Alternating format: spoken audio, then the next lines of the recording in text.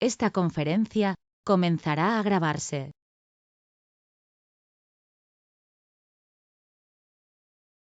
So, welcome everybody to this session of the European Alliance Against Coronavirus morning session.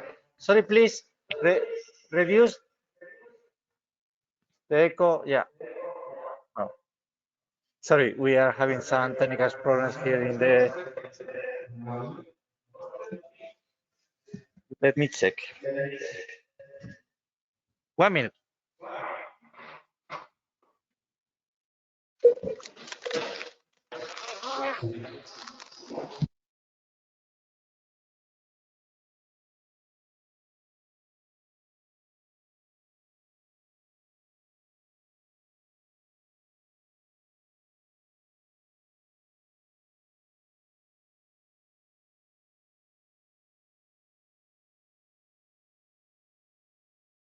Okay, thank you for joining us today.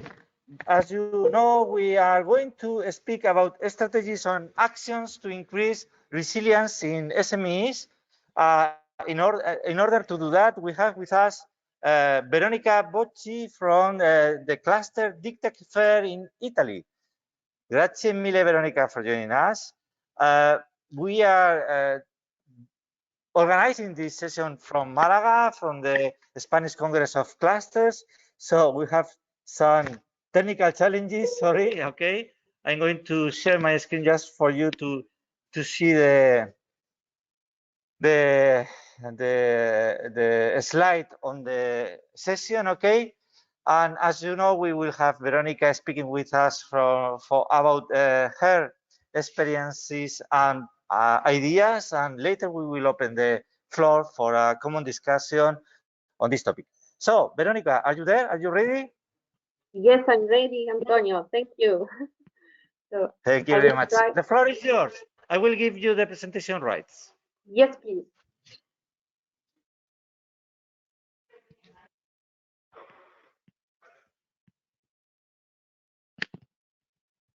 Now? Yeah. I can see your screen, but not in full screen mode. Yes, now it's perfect. Thank you, now, Veronica. Yes, perfect. Thanks again. So good morning, everyone.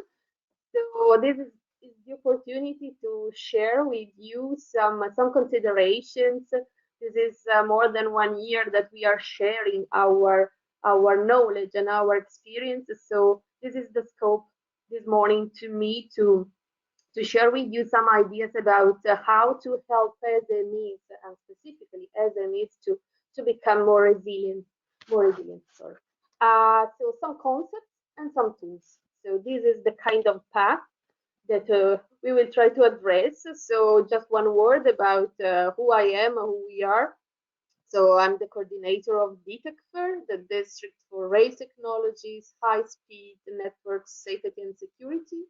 We are the leading railway cluster of Italy. We are based in the beautiful Tuscany. And as you may imagine, talking about the railway sector, railways that has to do with public transportation, that has to do with the people, talking about resilience of the overall operations and the value chain is, of course, of utmost importance for our country.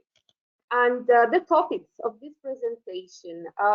So I will address the resilience of SMEs under the point of view of community property, as we have always said.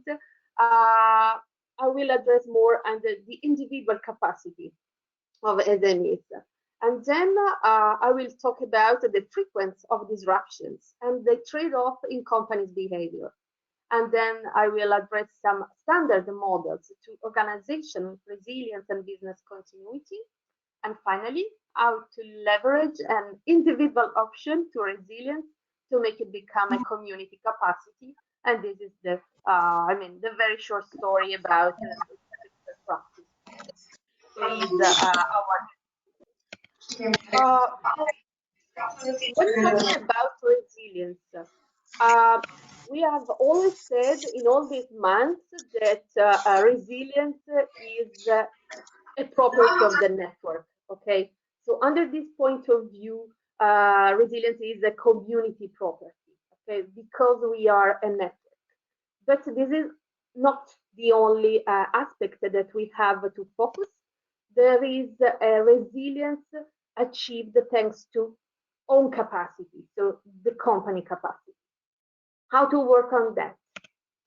A very interesting study from McKinsey shows us and teaches us that the frequency of disruptions is higher than we may think, than we may expect. Okay, they have calculated with all the data they own that a disruption of 1-2 weeks occurs every 2 years, and a disruption of 2-4 weeks occurs every 2.8 years, and and on and on.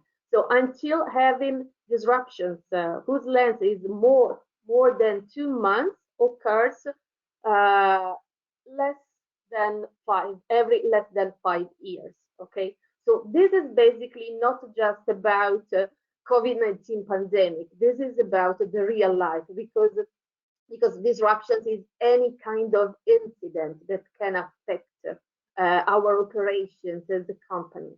So this is the starting point in terms of awareness that every company has to take into consideration. Of course, also McKinsey adds what we have learned during all these months, that some value chains are more exposed to shocks than others, and they have somehow identified this level of exposure. Of course, as a European Alliance Against Coronavirus, we could add much more information on this, given the analysis on each value chain that we have done during this month. But this is what McKinsey at global level identifies.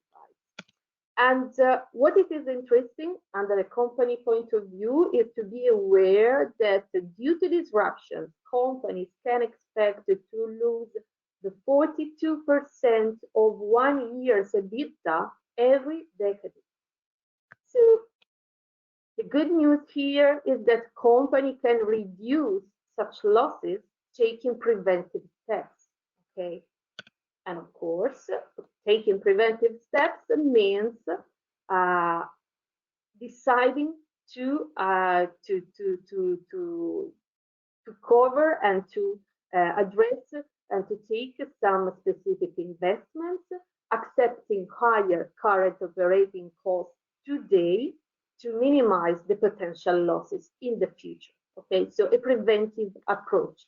This is what can help our companies to reduce the losses that may affect their EBITDA due to disruptions. At the company level, McKinsey says that vulnerabilities can reside within 5 critical areas.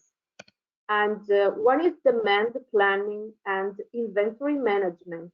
Okay, and here risks can come from having made an insufficient planning in terms of demand and the problems in the forecasting capability.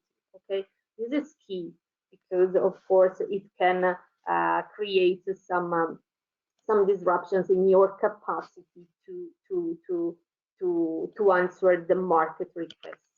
And of course, what we have stressed so much, the supplier network structures. So the importance to identify all the players in the supply chain, and this is not, of course, a very easy task. Of course, the large companies are more ready to do that and do that. Here we are focusing on SMEs and what they can do,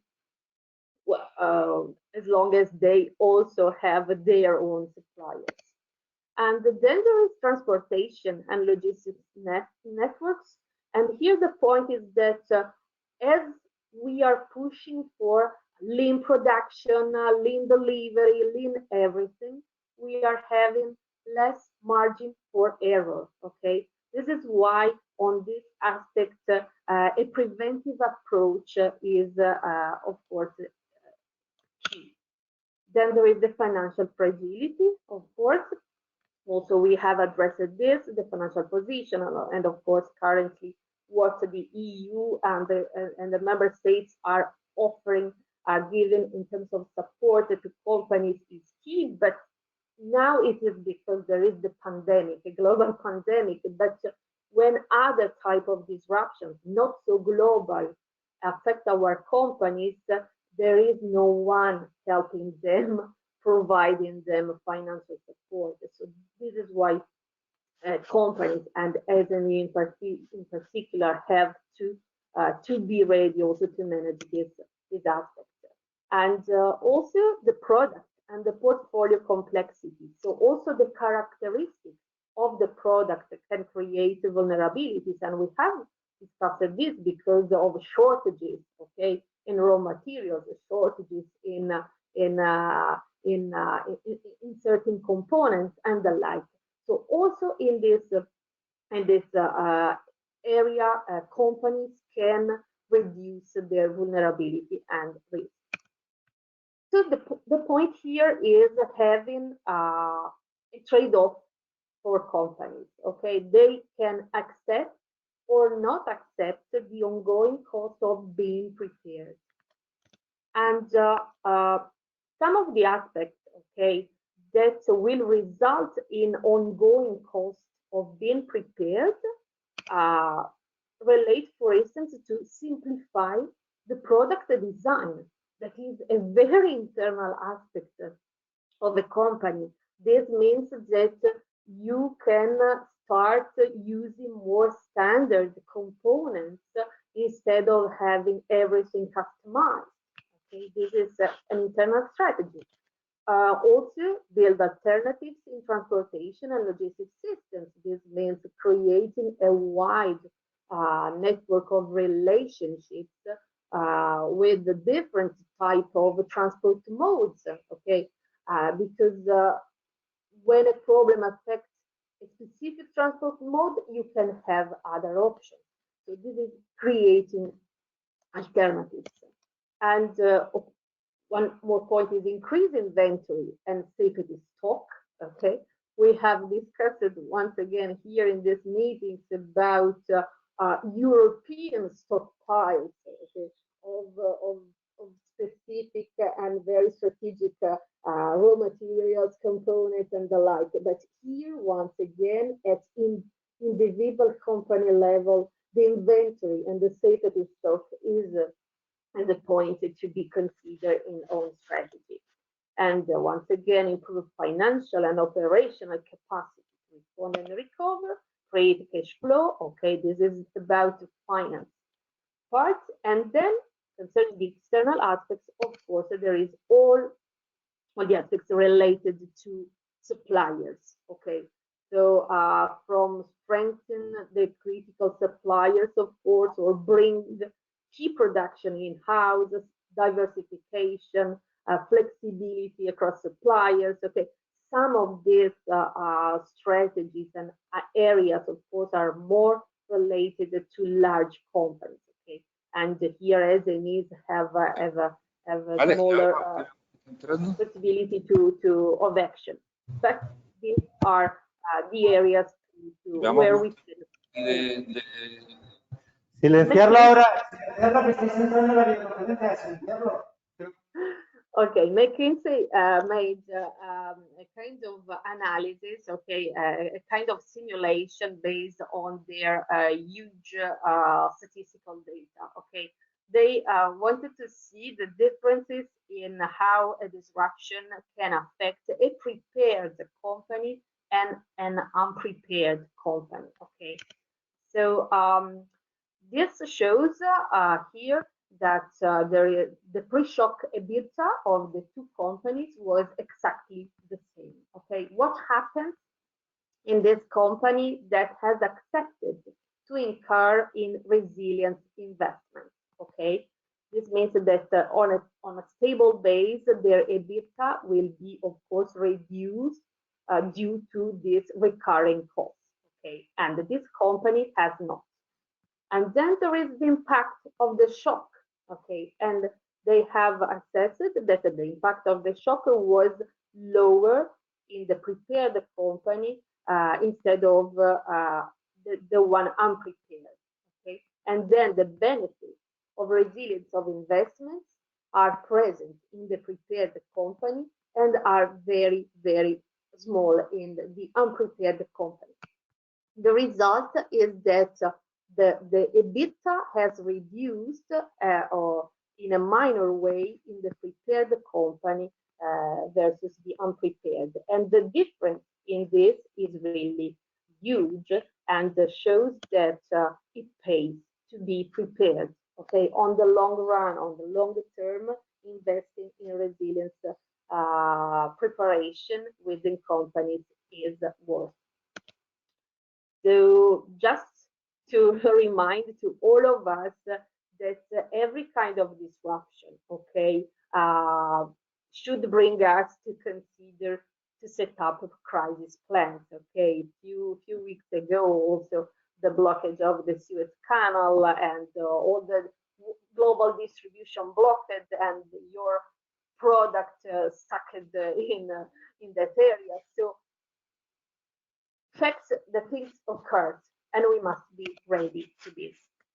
The good news, and this was of course a news to me. So if you know it, you are more informed than me. When addressing all these aspects and challenges, then we discovered that ISO, the International Standard Organization, has already set up since time standard models that can help organizational resilience and business continuity. Okay, and you know that standards are drafted by highly professional people, highly specialized, and offers all a set of requirements that you have to follow in order to achieve the results that you want. Okay, so there is already a standard offering security and resilience, and focuses on organizational resilience. Okay, and then there is a standard on business continuity. Okay, and helping the setup of management systems. So just looking inside these standards, you see that their scope is perfectly fitting with what we want to achieve, that is more resilience in our SMEs. So their aim is to protect against disruptions, to reduce the likelihood of the occurrence of disruptions, because up to now we are maybe ready to think to external facts, but you know that an IT problem, a cyber attack to your IT systems is depends on how prepared you are. So in this case, the likelihood of the occurrence of a cyber attack to your company depends on how you are prepared. Okay, so preparation, response, recovery from disruption. So here, the resilience of an organization, it is interesting to note the keywords here. Okay, because according to ISO, the resilience of an organization is based on behavior. Okay, the first word is behavior that has to be aligned within the organization, within the company, with a shared vision and purpose. And then there is understanding of an organization context. Okay, you have to be aware of the up-to-date context of your organization and around your organization. The third keyword is change, because of course any disruption brings some change, and you have to be able to absorb, adapt, and respond to such change. All this, of course, needs governance and management. And here, a good information to me is that behind the governance and the management, the diversity, so the diversity of skills, leadership, knowledge, and experience is a plus.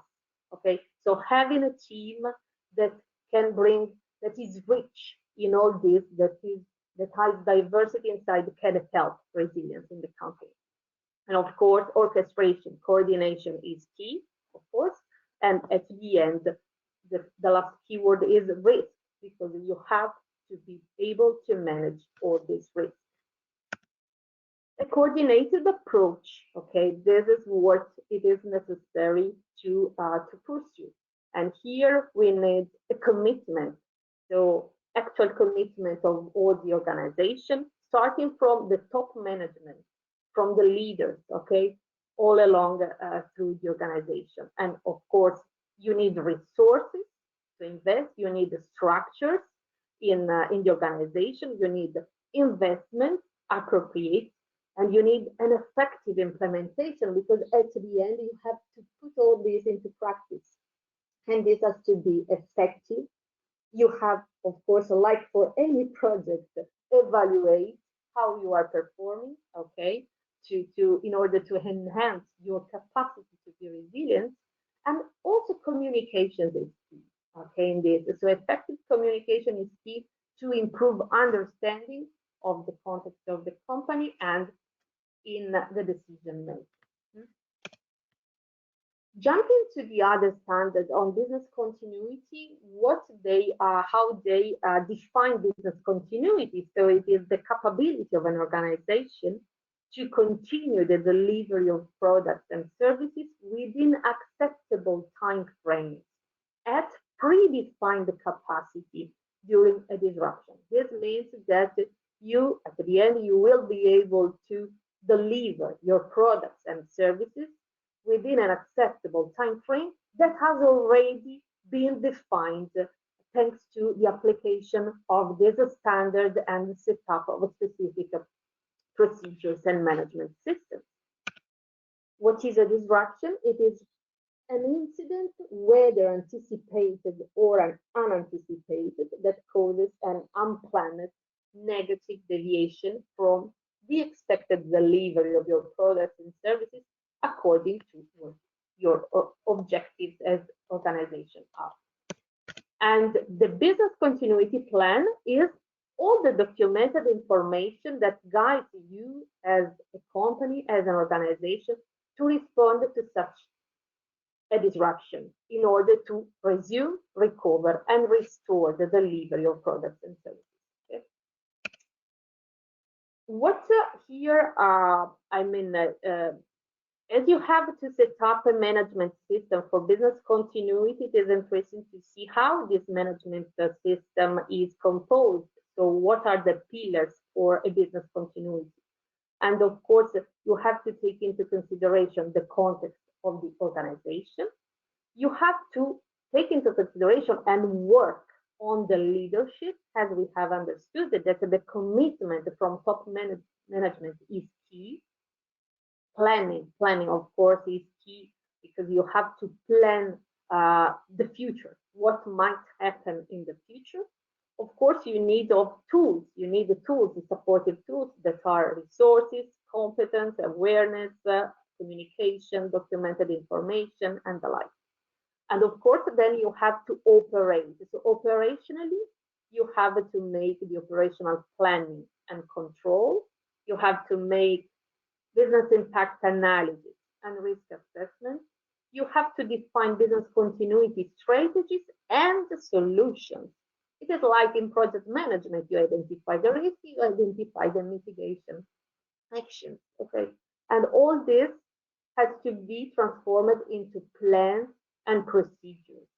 And then these plans and procedures don't have to remain just paper. You have to exercise as a preparation, okay, and prepare an exercise program, okay, and then of course perform a continuous evaluation and improvement of all this. Okay. Sorry, this is in Italian, but a survey launched recently about the benefits of these standards among companies shows very interesting percentage in their answers, showing that 72% for 72% of the companies surveyed, these standards help protect the activity For 82%, the standard helps management the risk in the organization. For the 73% of the companies, the standards guarantees the highest reliability of the company, and also for the 56%, the standards increases the competitive advantage of the company. Okay, that is somehow a side benefit, but it is very present, because if you don't have disruptions, if you have minor disruptions, this means that you can also cover and enter into some markets because your competitors are not able in that moment to fulfill. So this is why you can also increase this advantage for the market. So how to leverage, okay, all this that is an individual option, because the standards can be used, it can be adopted by companies. We have, I mean, we are used to ISO 9001, okay, about quality management. Every company has it. So we should become somehow able to push also the adoption of these standards, or at least of this type of tools, okay, by our companies. So, and working as clusters, from making an individual option to become a community capacity, okay, because if only one company uses these tools, it is one company, but if all companies along a value chain are using these tools, we can have a community review, okay? And in this, we have, okay, tried to develop a practice, okay? So the point, as I said, is here, okay, linking what is own capacity, okay, to make of it a community capacity. In all this picture, the one point is how can make all this actually feasible for SMEs. Okay, I mean, SMEs can of course adopt the standards, and they do this, but this can be not just about the adoption of the standard. It is about accepting, as I said, to incur in ongoing preventive costs. Okay, so we have started to discuss about this topic in Italy with the Italian Center for Strategy and Intelligence, that has set up an observatory for the security of the national strategic industrial system. And we have started to contribute to such observatory with information from our value chain, okay, in order for them to set up analysis at the national level for the protection of strategic industrial assets, for the planning and protection of logistic supply chains, and also now to identify some possible legal instruments, I mean law instruments to protect the strategic industrial assets in our country, okay? And with them, we have started to discuss what we can offer, okay, together with these standards that can be more affordable by SMEs, okay? And we have developed a protocol, okay, aiming to assess and offer tools for resilience and business continuity in crisis scenario. We have gathered the requirements and indications of several international standards, not just the ISO that we have seen. We have also included some UN standards and some other indications that come from, let's say, from the military crisis risk management, yes, military risk management. And we have made of all of this protocol that is focused on three aspects. That is the security plan, the operations continuity plan, and the crisis communication plan. Because large companies are used to communication and to have a communication plan. But when it comes to SMEs, the communication is somehow neglected because it is not naturally core to them. Okay, both towards both externally and internally. Okay, and also this has been implemented. Based on that, then because you are asking your companies to accept some new operational costs, we are trying to negotiate lower insurance policies, okay, for the companies that are adopting such protocol, because on the other hand, we wanted to help our SMEs to reduce recurring costs that they are already having. Okay, and we are now scaling this model as a best practice within the G20 that this year is chaired by Italy. And I just anticipate on a next speech that I will have here next week about women, that also we are now trying to segment and make this protocol fit also under a gender dimension point of view. Because we are now trying to understand how companies, SMEs managed by women can, if they can have some different needs, okay, when it comes to business continuity and disruptions management. This is all from my side. Thank you for listening. Okay, can you hear me? Yeah. Yes, I think so. Wonderful, thank you. Okay, so excellent presentation, Veronica, as always with you. Okay, congratulations. And I think that it's the time now to open the floor for comment and question from the rest of the attendants. Who's the first?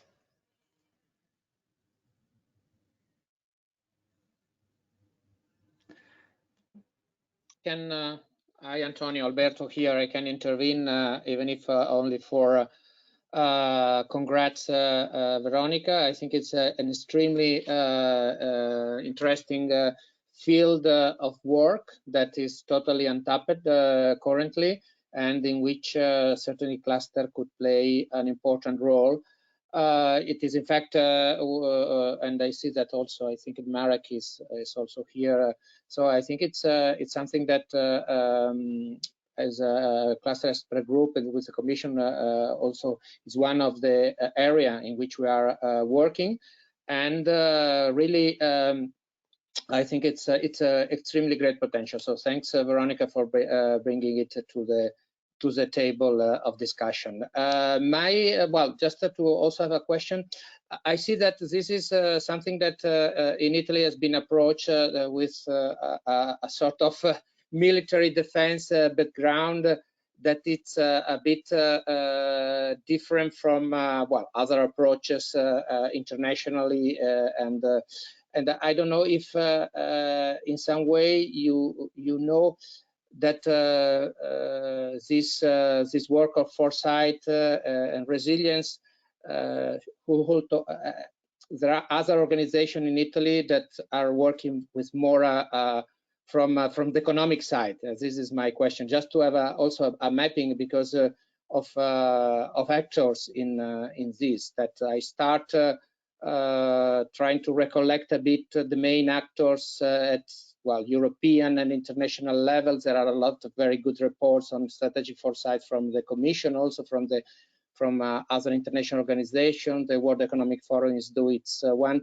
but it's something that is also new for me. So just asking you if you know if these activities, there are other actors that are doing it, and especially I think it will be interesting also at regional level, because I think that one of the for me, one of the great challenges for this new field of work is to then not only to identify global challenges, macro trends and this, but also to how see there is the impact in the different territories and the different community in the different industry, and this require work also that also came a bit more landed at territorial level.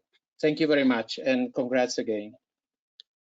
Thanks, Alberto, as always, for your great support, and also thanks for the very smart question that, well, my answer is no, I'm not aware. And the second part of the answer, I will work on it immediately. I mean, to understand what is currently available, and if not, of course, to make follow this kind of economic analysis, as you say, to what is the operational approach that we have followed so far. Indeed, the level of collaboration that we are having is, as you said, is with ministries, yes,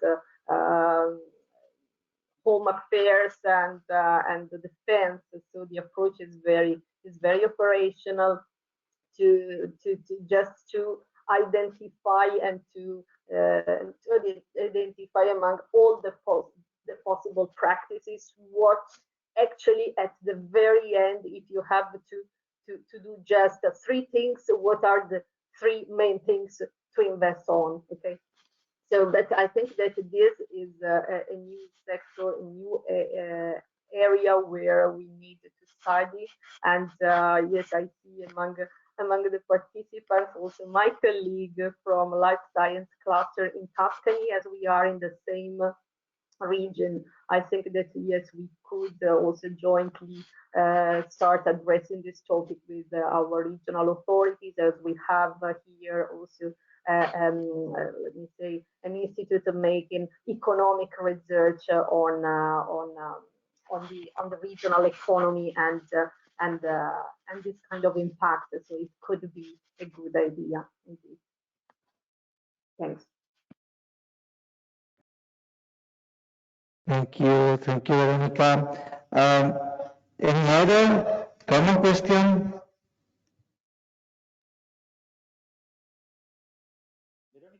You have some other documentation about your methodology that could be shared through our channels or the ECCP, more detailed documentation, because it's extremely interesting what you are doing. Yes, indeed, and you will find in each slide also the link to, I mean, to the website where I gathered the information. I invite maybe all of you, those who are interested, to read the McKinsey report. Okay, because of course last year this great consultants have delivered, have drafted very interesting analysis, but this is the one that mostly fits with this kind of needs. Okay, so there are also some examples of the different types of disruptions. So, for instance, a disruption affecting production is different from a disruption affecting distribution channels. Of course, it is crystal clear, but when you have to set up a business continuity plan and you have to identify alternative options and invest in the different operational aspects, so the inventory, okay, the security inventory means being able, of course, being ready to address properly a production disruption, okay. But in case of distribution channel disruptions, working on the transportation and logistics networks is the right option. Okay, so this means analyzing every type of disruption that can affect your capability. Of course, a cyber attack is another aspect, is another type of cause, and needs another type of solution and investments. Okay, this can be more about, for instance, working on people and awareness in order to reduce the human factor. Okay, but sometimes, although managing the human factor, you receive anyway a cyber attack that is that enables you to work. So what can this what aspects, what areas of your company can a cyber attack affect? So you analyze and you set up operational solutions. So this is very practical. And this is, I think, something that the companies can easily understand, because they are companies. They plan everything. They plan every aspect. The difference is making this with foresight. With foresight that is maybe less in their, I don't mean in their nature, but they work for today, and sometimes they don't look to the future. And in this, they need to be helped. And once again, what can we do as cluster organizations? This is a completely field to us. I don't mean that we are going to set up a cluster service, okay, in delivering this kind of assistance, because we are too small, okay, to do that. And after all, there are some highly skilled people doing this, consultants and the like. But what we can do, and we have to do as cluster organization, is first, once again, creating awareness about this kind of needs and making more feasible to also the smallest companies to adopt this kind of approach. Somehow, as I said, bargaining, negotiating on certain type of costs. So you ask them to pay for new ongoing costs, but at the same time you help them to reduce, for instance, the insurance policy costs. So it's adult that is a community support. You will summarize what we can do from the cluster community as the possibility to facilitate the access to the expert guiding from the specialized companies, and also to make a better awareness about the need. Okay? What else can we do? Is there any other experience between the attendants that you will share on this point?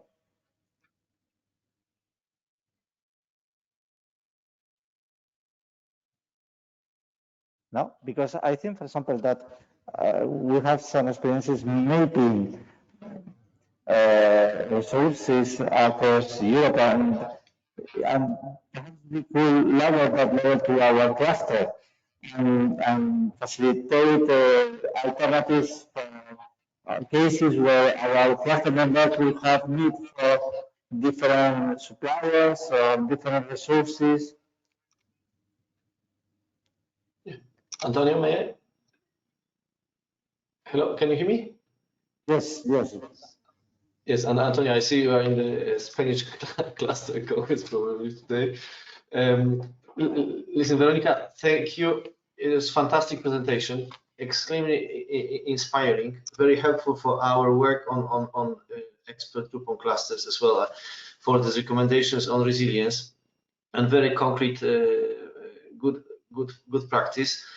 I think you bringing on board, okay, McKinsey analysis as usual. You know, it's a top level consultancy, but then this ISO element, bringing ISO element into this. This could be maybe one of the criteria for labeling the clusters as well. If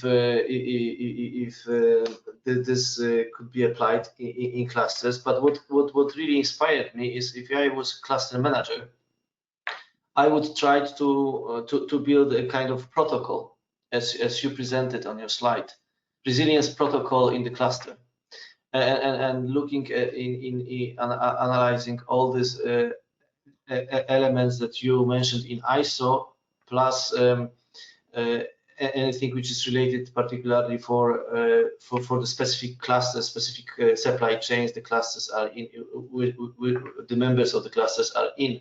It requires, of course, analysis and very thorough knowledge of clusters, but this is exactly what you have. So it's thank you very much. It's really very inspiring, and I think we will bring it on board for our further discussions in the expert group. I wanted just to complement. Just from our colleagues dealing on SMEs have the analysis. They will probably put it in the new industrial strategy. The negative effects of the pandemic on SMEs, according to the highest list.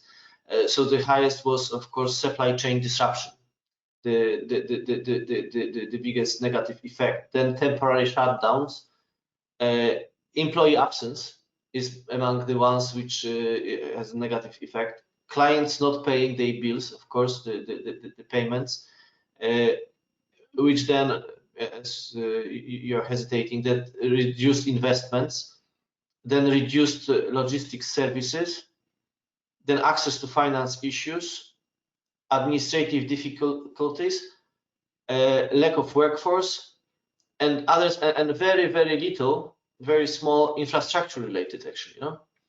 These are, according to our analysis of the negative effects of the pandemic on SMEs.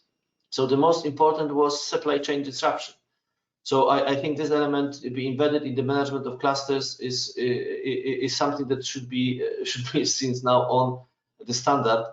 And just to complete, the business operations affected from the whole survey we did, 41% reported strongly affected, 31% moderately affected, but so 3/3 of SMEs reported that they were strongly or moderately affected, 1/4 that they were slightly affected or not affected after this COVID. So, 1/4 is still doing quite well without being disrupted in this kind of disruption. We don't know what kind of other disruptions could be. Could be earthquake, could be war, could be anything else. In this kind of COVID, we had 3/4 with lockdowns disruption. So I wanted to say this. Thank you very much. It was extremely inspiring, helpful, and let's embed it in our work of the exploitable clusters and recommendations for cluster managers. Once again, thank you very much. Thanks to you, Marek, also from my side, because yes, for sharing also this insightful feedback from SMEs about the most affected aspects and the most affected type of disruption, that is supply chain. And on this, it is very interesting. Once again, I refer to the McKinsey report, because it shows that when it comes to supply chains, of course, at the level of large companies, of course, it's easy for them. I mean, the scale of the supply chain management in large companies is completely different. But they show that companies working in the same sector have different, let me say, strategies, of course, and the drawing. Okay, what McKinsey did was to draw the relationships, the supply relationships of companies of the same sector, and all at the end, all these drawings report to you two different drawings, because the choices, the supply choices they made are different. Okay, so different decisions bring also to different effects, and also list a very nice type of maybe I can just share one moment this. Okay, this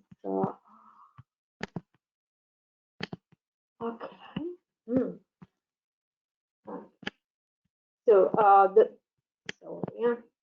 the structure of supply chain networks can create or reduce vulnerability. Okay, so if we say that the supply chain is the worst of the problems that we have, here there is a list of type of supply chains. Okay, the structure, several types of structures, and how these structures can create resilience or invite vulnerability. Okay, of course, in terms of concentration, so meaning the density of spending with top suppliers or in single geography. Okay, if you create a larger, of course, network, you create resilience. Of course, if you are more dependent on single suppliers, you are more vulnerable. And this is quite easy, of course, to understand.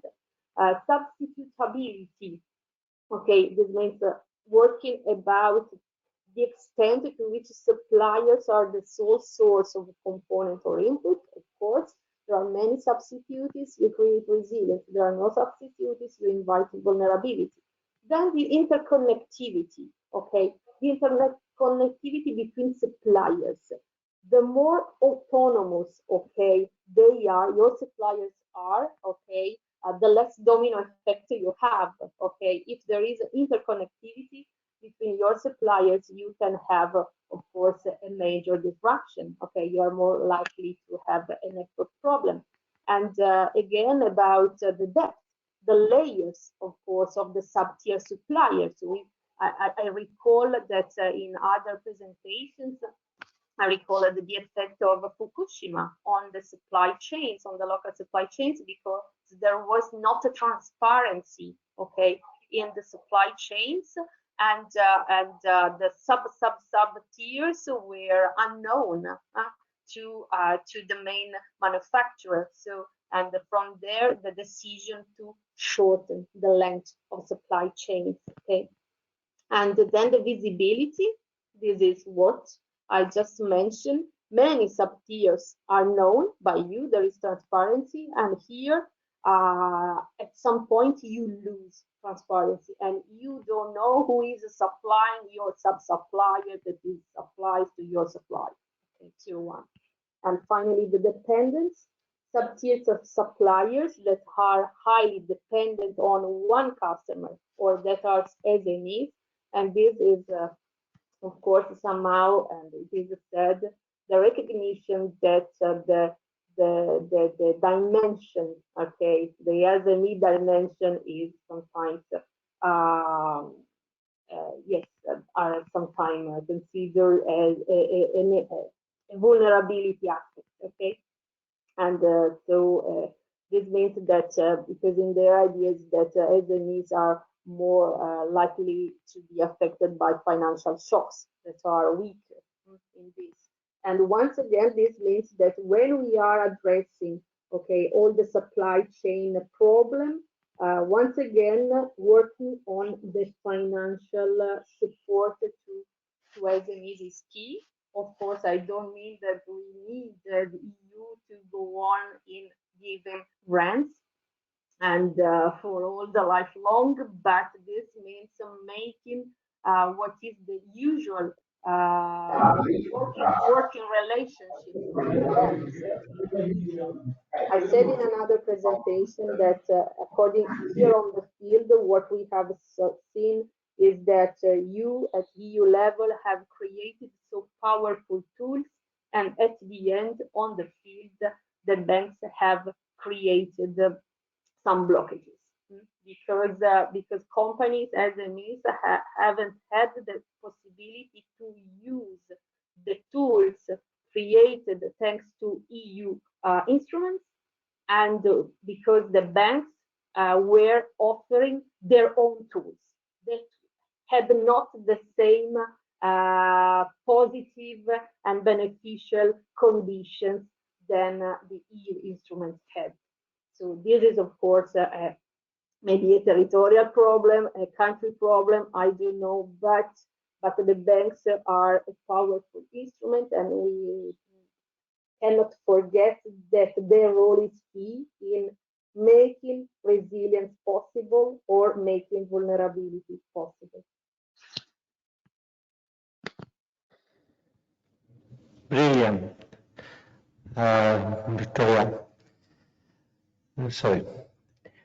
Okay, so any last comment, question from somebody between the attendants?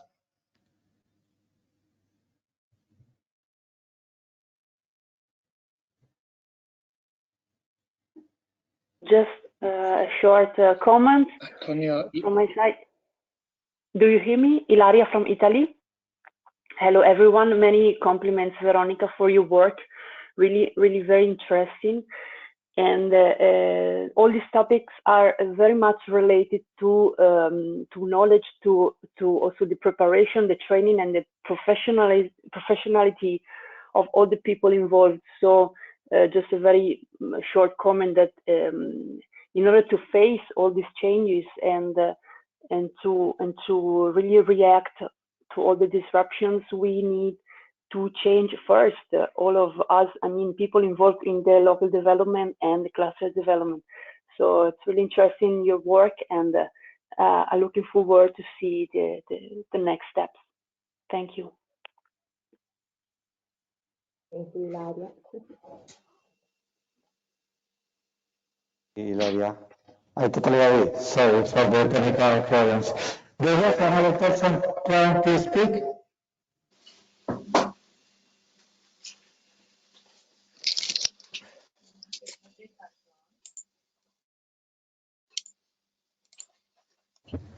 Okay, so thank you for Alex for what you have shared with us today. It has been extremely interesting. We need to work on it. I'm totally sure that we will speak more, and we are, Veronica, for now a reference, a clear reference in this field. So be prepared because we will look for you without any doubt in the next future. Thank you very much to everybody and have a very nice day. See you soon. Thank you. Bye-bye. Have a good day.